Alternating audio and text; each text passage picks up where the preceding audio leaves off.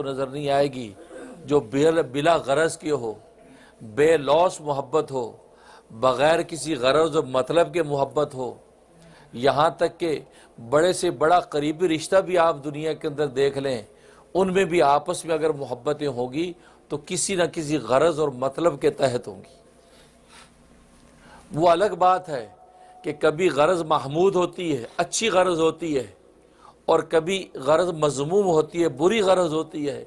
محمود غرض کا مطلب یہ ہے اس محبت سے مقصود انسان کی آخرت کی نجات ہوتی ہے، اس محبت سے مقصود اللہ کے رضا ہوتی ہے، اس محبت سے مقصود آخرت میں اجر و ثواب ہوتا ہے۔ تو ہم کہتے ہیں کہ یہ محبت اچھی غرض سے ہے، یہ بری غرض سے محبت نہیں ہے، لیکن غرض ضرور ہوتی ہے۔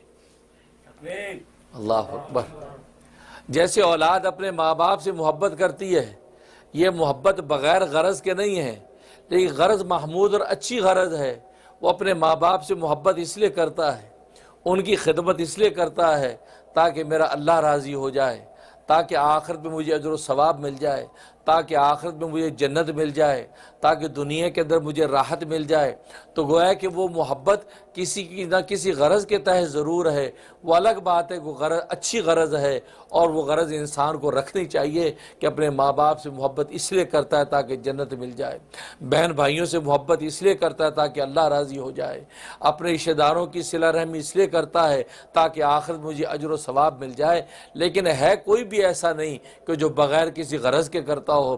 اور کبھی غرض مذموم ہوتی ہے، بری غرض ہوتی ہے، وہ محبت اس لیے کرتا ہے تاکہ دنیا کو کوئی مطلب حاصل ہو جائے، دنیا کا تملک اس لیے کرتا ہے تاکہ دنیا کی کوئی معمولی سی غرض کو حاصل کر لے، معمولی مال کو حاصل کر لے، معمولی مفاد کو حاصل کر لے، تو وہ اس کی بری غرض ہے، وہ اس کی ایک جو ہے وہ خسیس اور گھٹیا غرض ہے۔ لیکن غرض ضرور ہے، بغیر غرض کے آپ کو دنیا کے اندر کوئی محبت نہیں ملے گی۔ اس لیے کہ ماں باپ کی محبت سے بڑھ کر تو کوئی محبت نہیں۔ ہو سکتا ہے کہ اولاد ماں باپ سے کسی غرض کے تحت محبت کرے، کہ باپ سے اس لیے محبت کریں تاکہ باپ کل کو جائیداد میرے نام لکھوا دے، تاکہ باپ زیادہ حصہ مجھے دے دے، تاکہ ماں اپنے زیور میرے نام کر دے۔ ہو سکتا اولاد کسی لالچ کے تحت اس سے محبت کرتی ہو، اس کی خدمت کرتی ہو، لیکن ماں باپ اپنی اولاد سے جب محبت کرتے ہیں وہ تو بظاہر بے غرض نظر آتی ہے، اس میں تو کوئی غرض ہی نظر نہیں آتی کہ باپ بغیر غرض کے محبت کر رہا ہے، ماں بغیر غرض کے محبت کر رہی ہے، تو بظاہر دنیا کی اس میں کوئی غرض نہیں ہے، لیکن آخرت کی غرض ضرور ہے کہ جب وہ دنیا میں اپنے اولاد کی خدمت اور محبت کرتی ہے تو اس کے بدلے میں اللہ تبارک و تعالیٰ اس کے لیے جنت کے دروازے کھول دیتے۔ وہ دنیا میں اپنا حق اس لیے پورا کرتی ہے کہ تاکہ کل روز آخرت میں اللہ تبارک و تعالیٰ مجھے اس کا اچھا اجر و ثواب عطا فرما دے۔ یہاں تک کہ اگر وہ آخرت کی غرض نہ بھی ہو تو دنیا میں بھی ادنا درجے کے اندر اس کو یہ غرض ضرور ہوتی ہے۔ جب اولاد کو کوئی تکلیف پہنچی ہے تو ماں باپ اس کی تکلیف دور کرنے کے لیے کیوں دوڑتے ہیں؟ وہ اس لیے نہیں دوڑتے کہ اولاد کی تکلیف دور ہو جائے، وہ اس لیے دوڑتے ہیں کہ ان کی اپنی تکلیف دور ہو جائے۔ مثلا آپ نے اپنے بچے کو روتے سنا، آپ کا بچہ رو رہا ہے، آپ نے کیا بات ہے کیوں رو رہا ہے؟ آپ کو تکلیف ہوئی، اس کو نہیں رونا چاہیے۔ تو بچے کی خالہ نے کہا نہیں میرے پاس ہے، میں اس کو دیکھ رہی ہوں، آپ فوراً ریلیکس ہو جاتے، حالانکہ رو ابھی بھی رہا ہے، تکلیف اس کو ابھی بھی ہے، آپ ریلیکس ہو جاتے گا، خالہ کے ہاتھ میں، خالہ اس کی ٹیک کیئر کر رہی ہے۔ تو گویا کہ آپ جو بے چین ہوئے تھے، اصل میں آپ اپنے آپ کو جو تکلیف پہنچی تھی اس تکلیف کو دور کرنے کے لیے آپ بے چین ہوئے تھے کہ کیوں رو رہا ہے۔ تو آپ ہی کی بیوی نے کہا نہیں میرے پاس ہے، کچھ نہیں، میں اس کو دوائی کھلا رہی ہوں، آپ ریلیکس ہو جاتے ہیں۔ تو کیا بات ہے کہ لمحے میں آپ کی وہ تکلیف خود ختم کیوں ہو گئی؟ آپ یہ چیخے چلائے کیوں تھے؟ آپ اپنی تکلیف دور کرنے کے لیے چیخے تھے، آپ اپنے آپ کو راحت دینے کے لیے چیخے تھے۔ جب آپ نے دیکھا کہ بچہ محفوظ ہاتھوں میں ہے، آپ کے اندر کی تکلیف دور ہو گیا، آپ مطمئن ہو گئے۔ تو دیکھو آپ اولاد کی جو خدمت کر رہے ہیں، اولاد کی تکلیف بھی جو تڑپ رہے ہیں، اس کو ہاسپٹل لے کے جو بھاگ رہے ہیں، یہ حقیقت میں آپ اپنی تکلیف کو دور کرنے کے لیے بھاگ رہے ہیں۔ اس لیے کہ جو ہی وہ بچہ محفوظ ہاتھوں میں جاتا ہے آپ مطمئن ہو جاتے ہیں، آپ کہتے ہیں حالانکہ رو اب بھی رہا ہے، آپ سمجھے اب جو رو رہا ہے وہ ماں کے ہاتھ میں کوئی وجہ ہوگی، لیکن آپ مطمئن ہو گئے۔ تو گویا کہ یہ بے چینی آپ کو اپنے بے چینی کو چین میں بدلنے کے لیے تھی۔ تو دیکھا تو ماں باپ سے بڑھ کر دنیا میں کوئی رشتہ ہی نہیں ہے، باقی سارے رشتے اس کے بعد ہیں، بہن بھائیوں کے رشتے ہوں، عزیز و اقارب کے رشتے ہوں، بیوی بچوں کے رشتے ہوں، اور دوسرے محلے داروں کے رشتے ہوں، استاد شاگرد کے رشتے ہوں، یہ سارے رشتے بعد میں ہیں۔ تو وہاں کیسے ہو سکتا ہے کہ وہ رشتہ بغیر غرض کی ہو؟ استاد آپ کو پڑھاتا بغیر غرض کے پڑھائے، شاگرد استاد سے پڑھتا بغیر غرض سے پڑھتا ہو، محلے دار آپ کے ساتھ ملنساری کرتے بغیر غرض کے کرتے ہو، آپ محلے داروں کا خیال کرتے ہو بغیر غرض کے کرتے ہو۔ جہاں ماں باپ کے رشتے بغیر غرض کے نہیں ہیں، وہاں کسی دوسرے کے رشتے اور محبت کی تو کوئی قیمت ہی نہیں۔ تو معلوم ہے کہ دنیا کے کوئی رشتہ بغیر محبت اور غرض کے نہیں، اور وہ غرض اور محبت کسی نہ کسی جو ہے وہ مطلب کے تحت ہوتی ہے، سوائے ایک رشتے کے۔ ایک رشتہ اور محبت دنیا کے اندر ایسی ہے، وہ رشتہ اور محبت بغیر کسی غرض کے ہے، وہاں اس محبت کرنے والے کو آپ سے کوئی غرض نہیں، اور وہ ہے اللہ کی محبت، اللہ کا بندے کے ساتھ رشتہ۔ بندے کا اللہ کے ساتھ رشتہ تو غرض کے تحت ہو سکتا ہے کہ بندہ اپنے اللہ سے رشتہ اس لیے رکھتا ہے تاکہ اللہ راضی ہو جائے اور کل مجھے جنت عطا کر دے، کل میدان حشر میں مجھے شرمندہ نہ کرے، کل میرے لیے بخشش کا فیصلہ کر دے، مجھے جہنم کے عذاب سے بچا دے۔ لیکن اللہ جو آپ سے محبت کر رہا ہے تو وہ محبت بغیر کسی غرض کے ہے، اس لیے کہ اللہ کو نہ اپنی تکلیف دور کرنا مقصود ہے، نہ اللہ کو آپ سے محبت کر کے آپ کا اپنا کوئی وارث پیدا کرنا مقصود ہے۔ باپ تو بیٹے کی تربیت اس لیے کرتا ہے بیٹا ڈاکٹر بن جائے، بیٹا انجینئر بن جائے، کل کو میرا وارث بن جائے، میری پراپرٹیوں کا وارث بن جائے، میرے مال و جائیداد کو سنبھالنے والا بن جائے، میرا دستے بازو بن جائے، اور میرے ساتھ کھڑا ہونے والا، مجھے تقوی دینے والا بن جائے۔ تو ابا کو تو یہ ساری غرضیں ہو سکتی ہیں، لیکن ربا کو اس میں سے کسی چیز کی ضرورت نہیں ہے۔ ربا کو اس کی ضرورت نہیں کہ میری اولاد ہو، یہ بندے کل کو میری قوت کا باعث بنے، میری سلطنت کے باقی رہنے کا باعث بنے۔ نہیں، اللہ تبارک و تعالی جب بندوں سے محبت کرتا ہے تو وہاں کوئی غرض نہیں ہے۔ وہاں اللہ اگر بندوں سے محبت کرتا ہے تو بندوں کی خاطر محبت کرتا ہے، اپنی خاطر محبت نہیں کرتا۔ اللہ اکبر۔ اس سے تو حدیث قدسی میں اللہ فرماتے ہیں بندے میں تجھ سے محبت تیرے لیے کرتا ہوں، اپنے لیے نہیں کرتا ہوں۔ یہ وہ محبت ہے جو بغیر غرض کی ہے، بے لوث محبت جس کو کہتے ہیں۔ دنیا میں کہنے کو تو ایک محاورہ ہے، ہم تو بے لوث خدمت کرتے ہیں، ہم تو بے لوث محبت کرتے ہیں۔ بے لوث محبت دنیا میں کوئی نہیں۔ یہ کہنے کے ایک عنوان تو ہے، اپنے خلوص کا اظہار تو ہے، لیکن حقیقت سے ہی خالی ہے۔ دنیا میں کوئی خدمت، دنیا میں کوئی محبت بے لوث نہیں ہے، یا تو اس کو آخرت کا لوث ہے یا دنیا کا لوث ہے، کسی نہ کسی غرض کے تحت ضرور ہے۔ دنیا میں اگر کوئی محبت بے لوث ہے وہ اللہ کی محبت ہے، اگر کوئی رشتہ بے لوث ہے تو وہ اللہ کا رشتہ ہے۔ اللہ جو اپنے بندوں سے محبت کرتے ہیں وہ بغیر بے لوث محبت کرتے ہیں۔ تو آج بندہ کتنا غافل ہے، ہر محبت ڈھونڈتا ہے لیکن اس محبت کو دیکھتا نہیں کہ جو محبت واقعی بے لوث ہے۔ اس لیے کہ اگر بادشاہ اپنی رعایا کی فکر کرتا ہے، راتوں کو اٹھتا ہے، دنوں کو کھلاتا ہے، راتوں کو سلاتا ہے، پانی پلاتا ہے، کھانے کھلاتا ہے، کپڑے پہناتا ہے، اور اس کو سارے سامان راحت اپنی رعایا کو دیتا ہے، تو اس کے پیچھے غرض کیا ہے؟ تاکہ میری بادشاہت مضبوط رہے، رعایا مجھ سے خوش ہو جائے تو میرا مالک خوش ہو جائے۔ اگر آخرت کے تصور کو نہیں مانتا، کافر مشرک ہے، وہ داہریہ کمیونسٹ ہے، تو وہ سوچتا ہے کہ دنیا کے اندر میرا نام اونچا ہو جائے، اور یہ لوگ جب میری رعایا مجھ سے خوش ہوگی تو میری سلطنت لانگ ٹرم چلے گی، میں ہمیشہ بادشاہ رہوں گا، لمبی میری حکومت سلطنت چلے گی، تاریخ میں میرا نام ہوگا، میری ایک ویلیو اور حیثیت ہوگی۔ تو غرض کے تحت وہ اپنی رعایا کی خدمت کرتا ہے۔ لیکن بادشاہوں کا بادشاہ وہ جب اپنی رعایت کو کھلاتا ہے، اپنے بندوں کو پلاتا ہے، اپنے بندوں کو پہناتا ہے، اپنے بندوں کو سلاتا اور جگاتا ہے، اس کو آپ سے کوئی غرض نہیں۔ اس لیے کہ آپ اگر سارے کے سارے اس کے فرما بردار ہو جائیں تو اس کے سلطنت میں ذرا اضافہ نہیں ہوگا، اور اگر ساری کائنات کافر مشرک ہو جائے تو اس کی سلطنت میں ذرا کمی نہیں ہو سکتی۔ تو وہ ہے بادشاہوں کا بادشاہ، اس کی بادشاہی حقیقت میں بادشاہی ہے۔ دنیا کی بادشاہیاں یہ کہنے کو تو بادشاہیاں ہیں لیکن حقیقت میں کوئی بادشاہیاں نہیں۔ ہاں وہ بادشاہوں کی بادشاہی یہ حقیقی بادشاہی ہے کہ جو بندوں کے لیے کرتا ہے، اپنی ذات کا کوئی مفاد نہیں۔ تو حقیقت یہ ہے۔ تو اللہ تبارک و تعالی جو بندوں سے محبت کرتا ہے یہ حقیقی محبت ہے۔ امام قرطبی رحمہ اللہ تعالیٰ نے ابو زید رحمۃ اللہ علیہ کا قول نقل کیا. ابو زید بہت بڑے مفسر گزرے ہیں، بڑے محدث گزرے ہیں. کہا کہ مجھے ایک کنفیوژن پیدا ہوئی جس کے 4 جز تھے. پہلی کنفیوژن مجھے یہ پیدا ہوئی کہ یار اللہ تب بندے سے محبت کرتا ہے جب بندہ اللہ سے محبت کرتا ہے تب اللہ محبت کرتا ہے. یہ مجھے کنفیوژن پیدا ہوئی. اور دوسری یہ کنفیوژن پیدا ہوئی کہ اللہ تب بندے سے راضی ہوتا ہے جب بندہ اللہ سے راضی ہو جاتا ہے.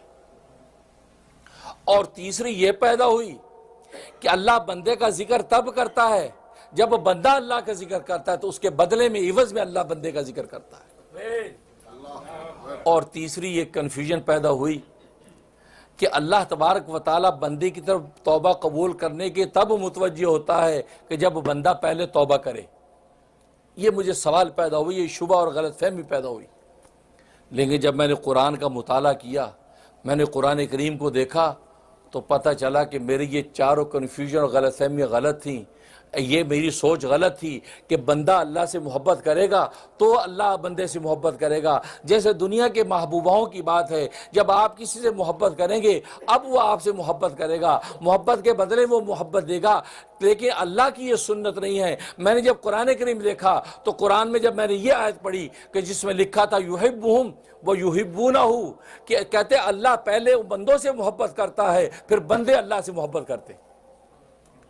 تو میں نے قرآن میں دیکھا کہ وہاں تو یحبونہم پہلے ہے کہ اللہ بندے سے محبت کرتا ہے اور پھر بندے اللہ سے محبت کرتے ہیں. تو گویا کہ اللہ محبت کرنے میں بھی پہل کرتے ہیں.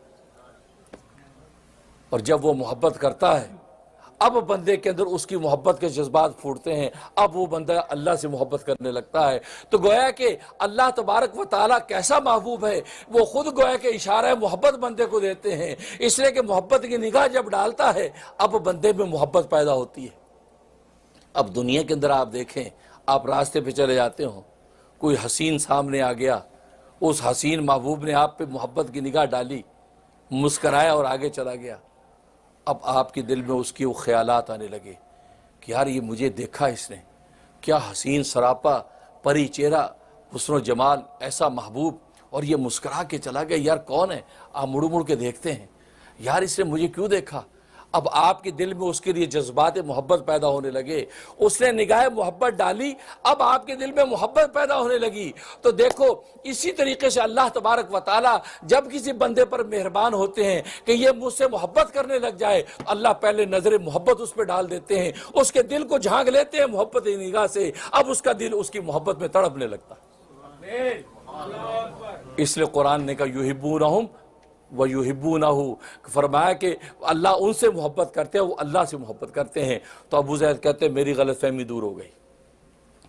اور دوسری غلط فہمی یہ تھی کہ بندہ اللہ سے جب راضی ہو جاتا ہے، اس کی نعمتوں پہ خوش ہو جاتا ہے، اے اللہ تو نے مجھے کھلایا بھی، تو نے مجھے پلایا بھی، تو نے مجھے پہنایا بھی، تو نے مجھے اڑایا بھی، تو نے ساری نعمتیں دی ہیں، میں تجھ سے راضی ہو گیا. جب یہ راضی ہوتا ہے تو اللہ اس سے راضی ہوتا ہے. یہ مجھے غلط فہمی تھی. لیکن جب میں نے قرآن کا مطالعہ کیا تو قرآن میں آیت دیکھی رضی اللہ عنہم ورضوا، اللہ ان سے راضی ہو گیا، وہ اللہ سے راضی ہو گئے. اللہ پہلے راضی ہوتا ہے، جب اللہ راضی ہوتا ہے تو اب بندے راضی ہوتے ہیں.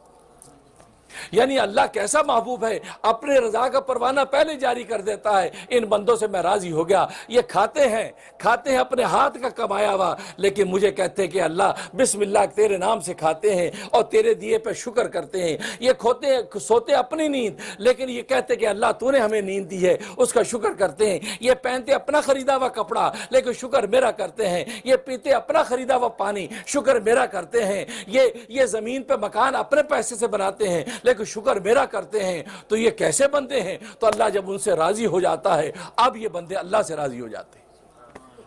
اس لیے قرآن نے کہا رضی اللہ عنہم ورضوا، اللہ ان سے راضی ہو گیا، وہ اللہ سے راضی ہو گئے. دیکھو ہر چیز میں پہل کون کر رہا ہے؟ وہ محبوب پہل کر رہا ہے.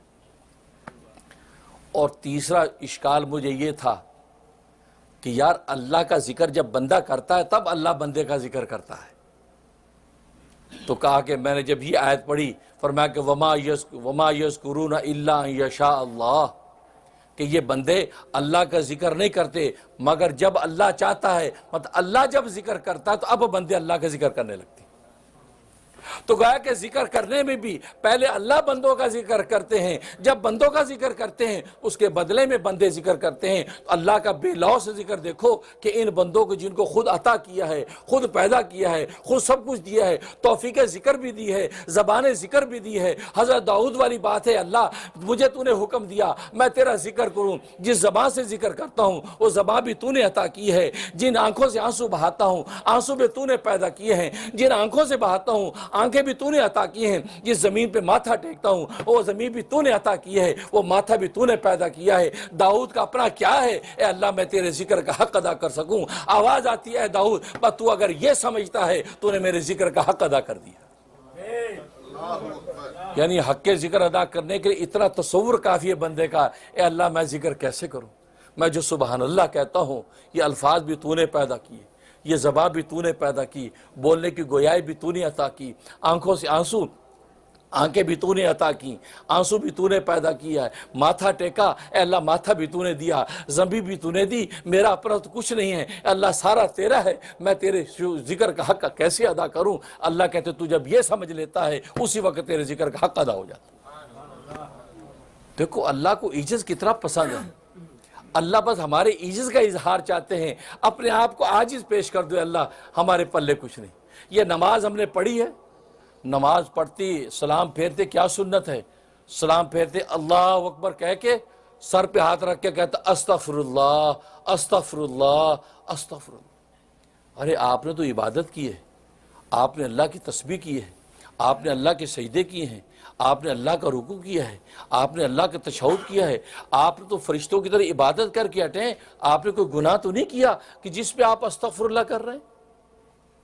اللہ اکبر۔ حکمت کیا تھی؟ حکمت یہ تھی کہ استغفر اللہ کہہ کے کیا اظہار کرتے ہیں، اللہ تیری شان جتنی اونچی ہے، تیری شان کا جو حق تھا، اس حق کی جو عبادت ہونی چاہیے تھی وہ عبادت کا حق میں ادا نہیں کر سکا، میرے سجدے ٹوٹے پھوٹے، میرا رکوع ٹوٹا پھوٹا، میرا قیام ٹوٹا پھوٹا، میرے خیالات ٹوٹے پھوٹے، میرے تشہد کی کیا حقیقت ہے، تیری عظمت بہت اونچی ہے، جتنی میری بساط تھی اے اللہ میں نے نماز تجھے پیش کر دی، اس میں جو غلطی ہو گئی تو استغفر اللہ میں تجھ سے معافی مانگتا ہوں۔ اللہ اس پر خوش ہو کر نماز قبول کر لیتی۔ دیکھو دنیا میں آپ کا نوکر ہو، آپ نے کہا یار یہ کام کرو، وہ سارا کام کرنے کے بعد آخر میں کہتا ہے جی آقا اگر کوئی غلطی ہوگی تو معاف کر دیجیے، میں نے اپنی طرف سے بہت اچھی صفائی کی ہے، معاف۔ تو آپ کیا خیال ہے؟ آپ کہتے ہاں تم نے غلطی کی، آپ کہتے آپ دل میں سوچتے کہ یار اس سے اتنی جان ماری، اتنی اچھی صفائی کی، سردی گرمی نہیں دیکھی، اور یا کپڑے گندے اچھے نہیں دیکھے، یہ لگ گیا اور اسے 2 گھنٹے لگا دیے اس کام میں، اتنی محنت کی اور پھر الٹا معافی مانگ رہا ہے۔ آپ اس کو سینے سے لگاتے نہیں ڈونٹ وری یار بہت اچھا کیا، یہی ہوتا ہے۔ اللہ اکبر۔ اللہ تبارک و تعالیٰ کے انعام کا کیا عالم ہے، ہم کیا انعام دیں گے، ہم تو خود ناقص ہیں۔ اللہ تبارک و تعالیٰ کے سامنے بندہ سلام پھیر کے جب کہتا استغفر اللہ استغفر اللہ، اے اللہ تیرے شایان شان جو نماز تھی وہ میں نہیں پڑھ سکا، مجھے معاف کر دے، اللہ تبارک و تعالیٰ بندے کو آغوش میں لے لیتے، کہا کہتے ہیں نماز قبول، اور جس کا ایک سجدہ قبول ہو گیا بیڑا پار ہو گیا۔ تو اس لیے فرمایا تو اللہ تبارک و تعالیٰ ذکر کرتے ہیں تو پھر ہم ذکر کرتے ہیں۔ دنیا کے اندر ہم سوچتے ہیں کہ فلاں محفل میں آپ کا ذکر کر رہے تھے فلاں صاحب، آپ خوش ہو جاتے ہیں، اچھا یار اس کا اچھا آدمی ہے، اس کو مجھ سے تعلق ہے، محبت ہے، میرا ذکر ہو رہا تھا، اب آپ بھی اس کا ذکر شروع کر دیتے ہیں۔ تو دنیا میں تو یہ ہے، لیکن اللہ تبارک و تعالیٰ خود ذکر کرتے ہیں۔ اب جب ذکر کرتے ہیں اب اس کی اطلاع ہمارے کانوں کو نہیں ہوتی، ہمارے دل کو ہوتی ہے، دل کے کان سن لیتے ہیں ہمارے اللہ نے ذکر کیا تھا، ہمارے خالق نے ذکر کیا، ہمارے محبوب حقیقی نے ہمارا ذکر کیا۔ جب دل کے کان یہ بات سن لیتے ہیں تو دل کے کان جیسے سنتے تو ہماری زبان سے اس کا ذکر شروع ہو جاتا ہے، ہم بھی کہتے ہیں لا الہ الا اللہ سبحان اللہ والحمدللہ کے نعرے لگاتے ہیں، کیونکہ اس مذکور نے ہمیں یاد کر لیا، ہم ذاکر بن کے بیٹھ گئے۔ تو ابو زید کہتے ہیں میری یہ غلط فہمی بھی دور ہو گئی کہ بندہ پہلے ذکر کرتا ہے، نہیں بلکہ اللہ پہلے ذکر کرتا ہے پھر بندہ خدا کو یاد کرتا ہے۔ اور چوتھی غلط فہمی یہ تھی کہ بندہ جب توبہ کرتا ہے تو اب اللہ توبہ قبول کرنے کی طرف متوجہ ہوتا ہے۔ تو میں نے قرآن کی جب آیت دیکھی تو پتہ چلا نہیں اللہ پہلے بندے کی طرف متوجہ ہوتے ہیں کہ تو توبہ کر لے، اب یہ توبہ کی طرف دوڑتا ہے۔ اس لیے قرآن میں فرمایا ثم تاب علیہم لیتوبوا، ثم تاب علیہم لیتوبوا، پھر اللہ تبارک و تعالی متوجہ ہوتا ہے اپنے بندوں کی طرف، نگاہ ڈالتا ہے ان کے اوپر کہ توبہ کر لو، تو لیتوبوا، تو بندے توبہ کی طرف دوڑنے لگتے ہیں۔ تو توبہ کی توفیق خدا یوں دیتا ہے، اللہ خود چاہتے ہی بندہ توبہ کر لے، اللہ اس کے دل پہ نگاہ ڈالتے ہیں، دل آلودہ ہو چکا ہے، دل میری محبت کا چراغ ہونا چاہیے تھا، یہاں تو دنیا کی محبت ہے، مال کی محبت ہے، تعیشات کی محبت ہے، خواہشات نفسانی کی محبت ہے، طاقت و قوت کی محبت ہے، یہ دل تو اس نے آلودہ کر لیا، اور جس مقصد کے لیے اس کو دل دیا تھا اس مقصد بھی یہ دل پورا نہیں ہو رہا۔ اللہ اس دل پہ نگاہ ڈالتے ہیں تو دل میں جب جنبش ہوتی ہے تو دنیا کی محبت کے کیڑے مکوڑے بھاگتے ہیں، اب وہ اللہ کی محبت سے وہ چراغ روشن ہوتا ہے تو بندہ اللہ سے توبہ کرنے کی طرف متوجہ ہوتا ہے۔ تو فرمایا دیکھو توبہ کے لیے اللہ پہلے توجہ ڈالتا ہے، تب بندہ اللہ سے توبہ کرنے لگتا ہے۔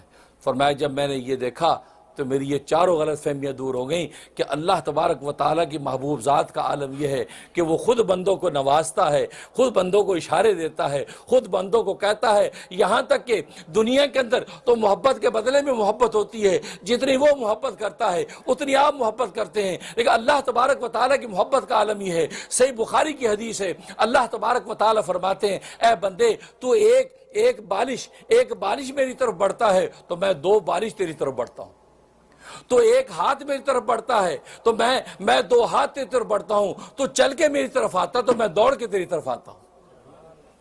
دنیا کے اندر کوئی ایسا محبوب ملے گا کیا اس محبوب کی طرف چل کے جائیں؟ نہیں، یہاں تو محبوب نخرے کرتے ہیں، ناز و ادا دکھاتے ہیں، کبھی منہ ادھر پھیرتے ہیں، کبھی منہ ادھر پھیرتے ہیں، آپ 2 قدم چلتے ہیں وہ 2 قدم آپ کی طرف نہیں بلکہ 2 قدم پیچھے ہٹتا ہے۔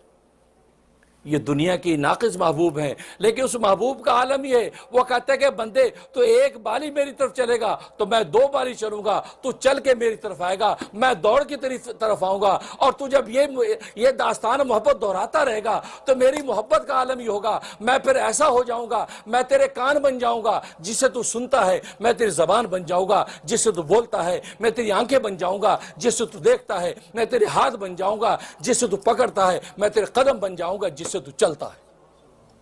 یہ صحیح بخاری کی حدیث ہے، حدیث قدسی میں اللہ تبارک و تعالیٰ فرمانے بندے جب تو داستان محبت یوں دہراتا ہے تو پھر میں بھی ایسی محبت تجھ پہ ڈالتا ہوں اور ایسا تجھے اپنا محبوب بنا لیتا ہوں، بس میں ہر وقت تیرے ساتھ ہوں، نگاہ تو اٹھائے گا لیکن حقیقت میں وہ میں دیکھوں گا، کان تو اٹھائے گا حقیقت میں سنوں گا، بولے گا تو، زبان تو ہلائے گا، بولوں گا میں۔ تو گویا کہ اللہ تبارک و تعالیٰ ایسی آپ کے حال کے اندر شامل ہو جائے گا تو پھر اللہ آپ کو اپنی آغوش میں لے کے پھرے گا، پھر اب آپ سے کسی قسم کی خطا کا کوئی اندیشہ نہیں ہے، اب آپ کی دنیا کی ہر ضرورتیں اللہ غیب سے پوری کرتے رہیں گے۔ یہ اس محبوب کا عالم ہے، اور آج ہم دنیا کی ہر محبت تو کرتے ہیں، ہمیں آج مکانوں سے محبت ہے، دکانوں سے محبت ہے، بیویوں سے محبت ہے، بچوں سے محبت ہے، ماں باپ سے محبت ہے، ہر محبت میں ہم فریفتہ ہو رہے ہیں، لیکن میں نے بتایا ہر محبت غرض اور مطلب کے تحت ہے، مطلب کے بغیر کوئی محبت نہیں۔ اور جو مالک الملک اور جو بادشاہوں کا بادشاہ ایسی محبت کر رہا ہے جو بغیر غرض کے ہے، آج اس محبت کے لیے کوئی محنت نہیں۔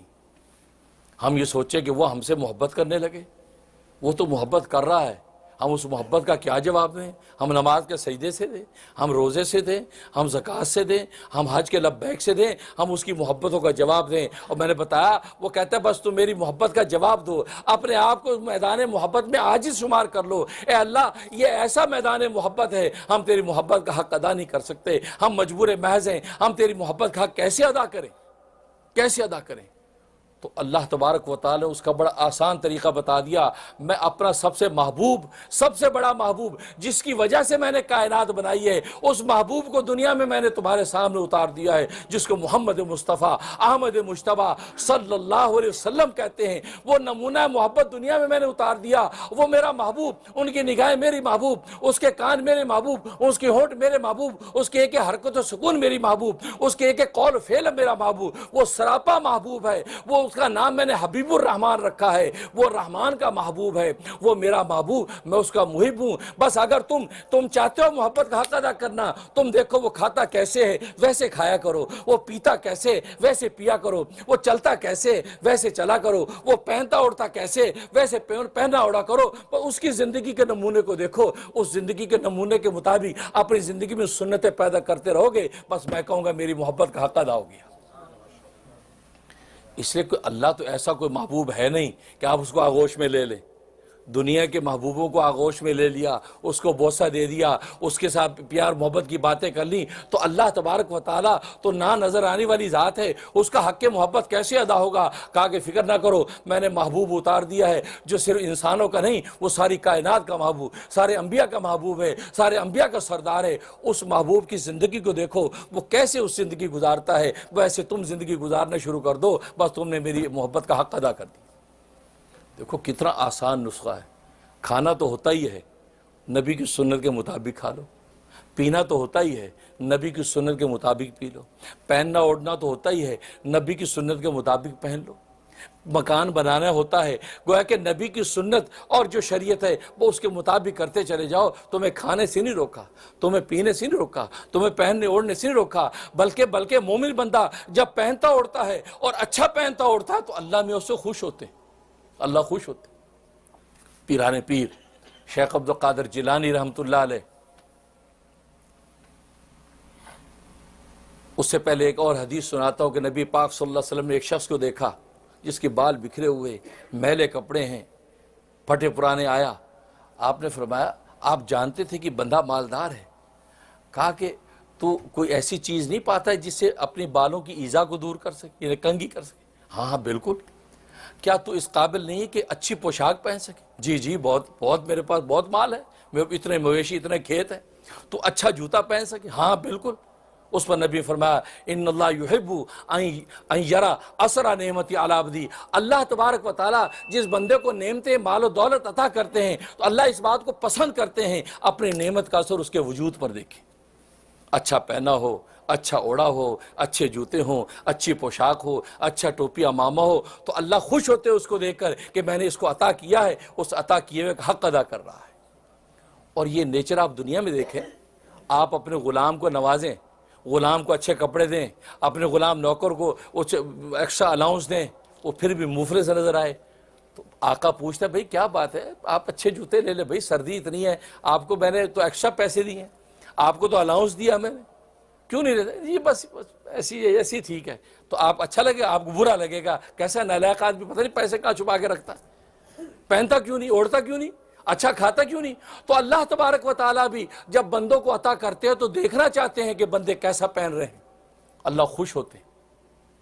شیخ عبد القادر جیلانی پیران پیر فرماتے کہ کبھی کبھی اللہ تبارک و تعالیٰ مجھے الہام کرتے ہیں، اولیاء اللہ کو الہام ہوتا ہے، عاطف غیبی سے آواز آتی ہے، کبھی دل کے اندر اللہ تبارک و تعالیٰ مضمون ڈال دیتے ہیں۔ فرماتے عبد القادر میں تیرا خالق ہوں، میں تیرا مالک ہوں، میں تیرا رازق ہوں، اس حق کی قسم جو میرا حق تیرے اوپر ہے، تو آج تو اچھے سے کپڑے پہن، اچھے کپڑے پہن کے بیٹھ تاکہ میں تجھے دیکھوں۔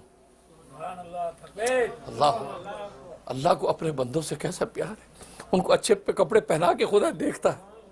اس کو میں نے اچھے کپڑے کے پہننے کے قابل بنایا، یہ پہن کے بن سنور کے بیٹھا ہے، اللہ اس کو دیکھ کے خوش ہوتا۔ جیسے آپ کی اولاد جو فرما بردار ہو، فرما بردار اولاد گھر میں اچھے کپڑے پہن کے پھرتی ہو تو آپ اس کو دیکھ دیکھ کے خوش ہوتے، یا اللہ شکر ہے میرا بچہ، میری بیٹی، میری دیکھو کتنے اچھے کپڑے لگ رہے ہیں، آپ دل میں خوش ہوتے۔ لیکن نافرمان ہو اور وہ گھر میں خوب ٹیشن ویشن کے ساتھ پھر رہا ہو تو کیا آپ خوش ہوتے ہیں؟ آپ اندر اندر کوڑتے کیسا نالائق ہے بدبخت، میں اس سے ناراض ہوں، مجھے اسے راضی نہیں کیا، اور دیکھو نہاتا پھرتا ہے، خوشبوئیں لگاتا پھرتا ہے، نالائق، اس کے منہ پہ کوئی غم ہی نہیں ہے۔ بالکل اسی طریقے سے نافرمان اللہ کا وہ پہن اوڑھ کے جب پھرتا ہے تو اللہ غضبناک ہوتے ہیں، غضب کی نگاہ ڈالتے ہیں، مجھے راضی نہیں کیا، اور ربا اس سے ناراض ہے، جس سے کپڑے دیے، جسے روٹی دی، جسے مکان دیے، اس کو راضی کیے بغیر خوشباش پھرتا ہے، اللہ غضب سے دیکھتا ہے۔ لیکن اللہ کا فرمانبردار جب اچھے کپڑے پہن کے، اچھی پوشاک کو خوشبو لگا کے اللہ کے گھر میں آتا ہے، اپنے گھر میں بیٹھے خدا کا ذکر کرتا ہے، اپنی بیوی بچوں کے ساتھ ہنستا کھیلتا ہے، اللہ میں اس